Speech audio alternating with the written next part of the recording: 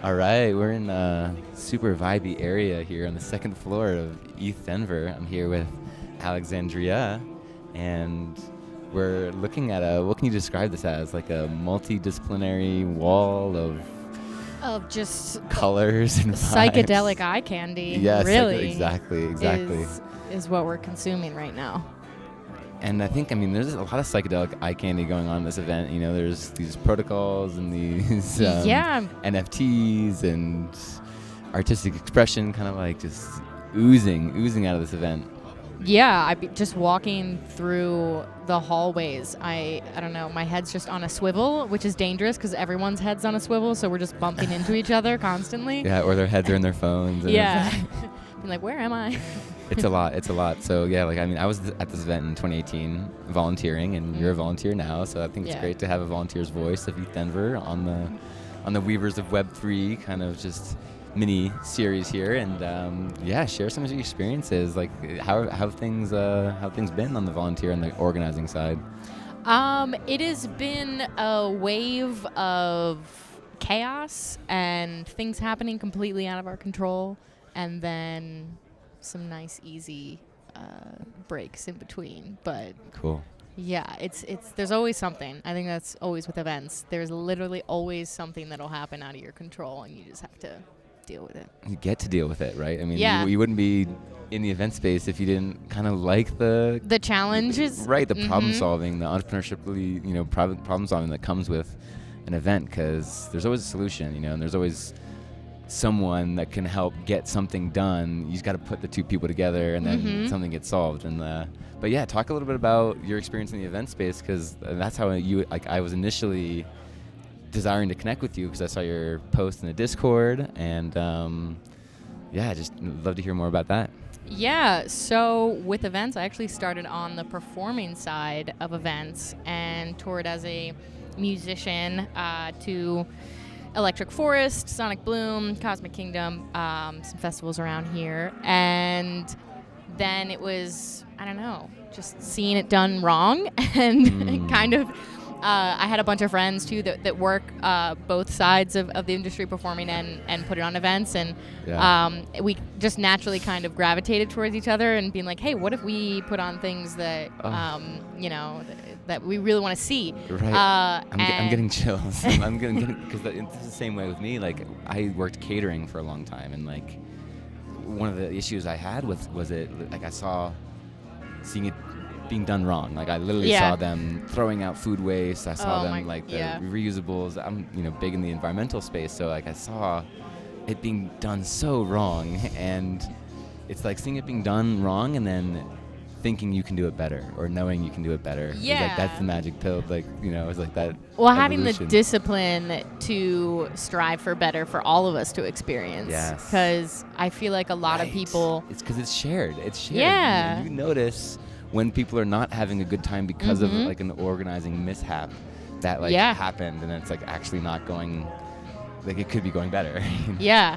And for me too, it was also about, we're in ethdenver right now, and it's beautiful, and there's so many things to look at and play with. But I've been to a lot of events and festivals where the curation, like creative side of it, was kind of thrown together haphazardly. Yeah.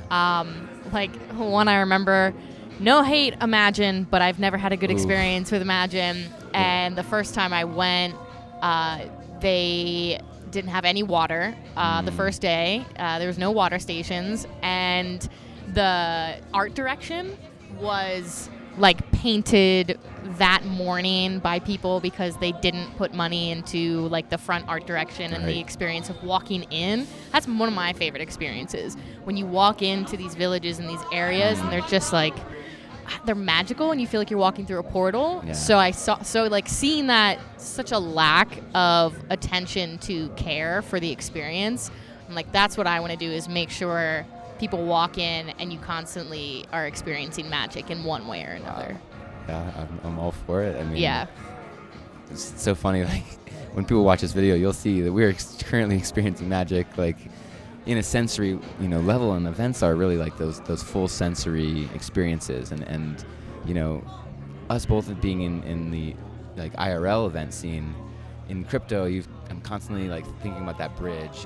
How do we like bridge people, with the digital, but so that it really isn't impacting the experience as much. And one of the concepts that I tried at Be in the Backyard, the festival I put it on in 2018 and 2019, was incentivizing people to spend less time on their phones by airdropping them more crypto to the longer they spent off of their phones. How do you track that? You have little lock boxes where you put their phones actually away. Exactly. You have I love that. lock box at the front desk, and so people can then come up and they can put their device in the lock box, and then maybe they're given a challenge or a bounty, an award that they have to go, or a hint, they can go solve, and maybe it's a connection challenge that allows people to hop around to the little workshops and like do things, and it might encourage more, I think, connection and participation in the event. So love scheming like different Web3 IRL. I love a good scavenger hunt. That is my favorite. I used to hide Bitcoin in the forest at our events all the time, and actually encourage people to there's Bitcoin in the forest. People didn't believe me. I'm not lying. Like, what is that? And and the idea of like leveling up during events is like, I really like that idea of like gamifying these experiences and collective gamifying that, it's just collaboration between people, in real time is really, really awesome, inspiring. Yeah. Well, I want to learn a little bit more about kind of your desire to get into Web3 and like what you're building currently and like what's problems you're solving in the like event space. Because with the podcasting company Podtext we're with, we show up to a lot of events and help kind of tell stories, and they're just really curious on like giving you kind of an opportunity to showcase your project. Yeah, I appreciate that. So what was the question again? With the journey of getting into Web3, or what is like the problem that you're currently looking to solve? And yes, the problem is the traditional festival model is extremely flawed, and there's a few reasons why. The biggest one I'd say is high production costs, slow funding methods, and just these hierarchical. That's a fun word to say. Hierarchical. These team structures that really stifle creativity instead of allowing it to flow.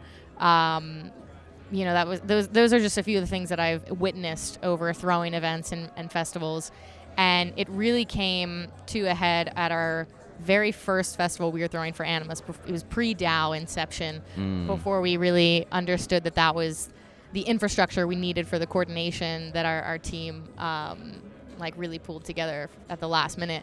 But we were holding this festival, and 3 weeks before the festival, the venue owner pulled the event, and we had to find somewhere else to go. We had to completely move everything. We had permits, we had insurance, everything, and it was such a sticky process.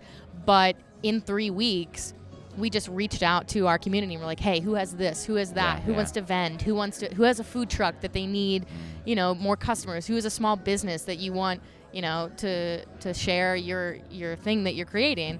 And so many people came together, and that was a big light bulb for us. Like, we don't need to do it the old way. We can figure out these new types of relationships where we can give people a platform that haven't had the opportunity because of the gatekeeping that most festivals put in place. And the organizing teams, right? Like, who gets to choose? Yeah, who's curating? Right, who's in charge of that? Is it someone with a trust fund, or is it the people that are actually, enjoying it and the audience members? And then who benefits? And who benefits too. And, when, as we all know, when the Panini happened, everyone just, with the music industry, our big source of income is touring. Has always been shows. Like, that was my experience as an artist. That's where I made money, and never made money on streaming.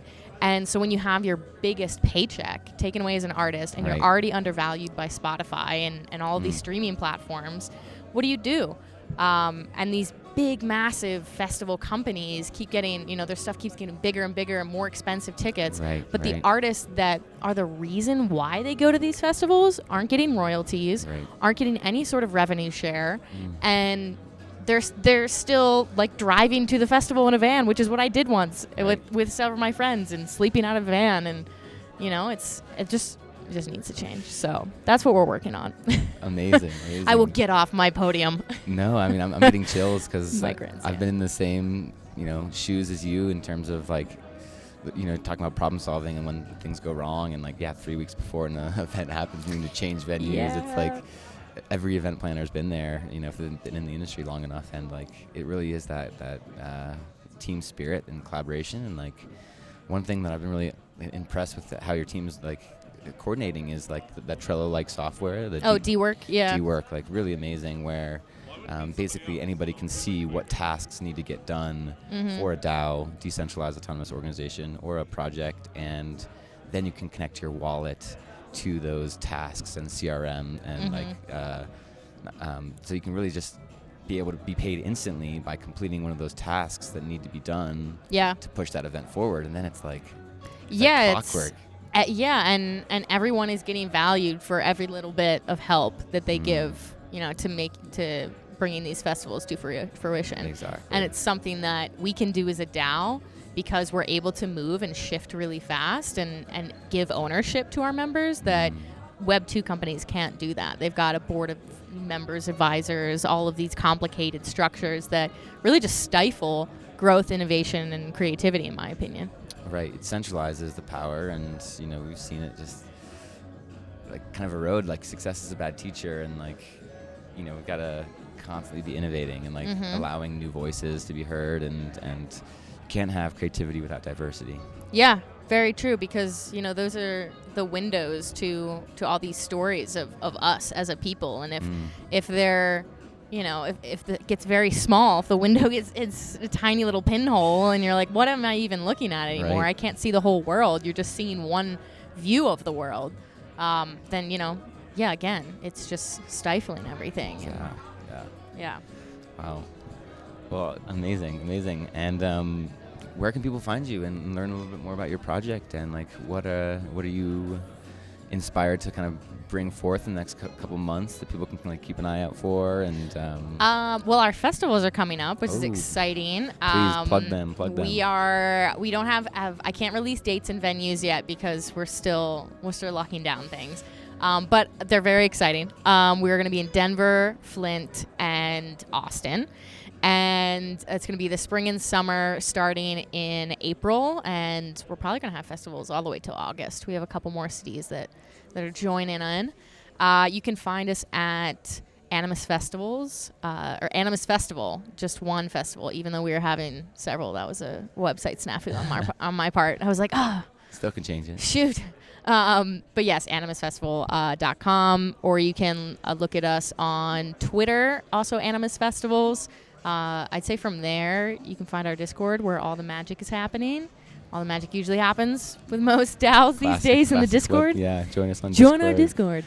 Teleport on over. Yeah, but we also do, if you're just in for the vibes that I am feeling in this room that we're in right now, we do a radio show on Twitch. Twitch.tv/Animas Radio, and Amazing. It's lo-fi hip-hop, neo-soul, Monday nights at 7 p.m. Mountain Time.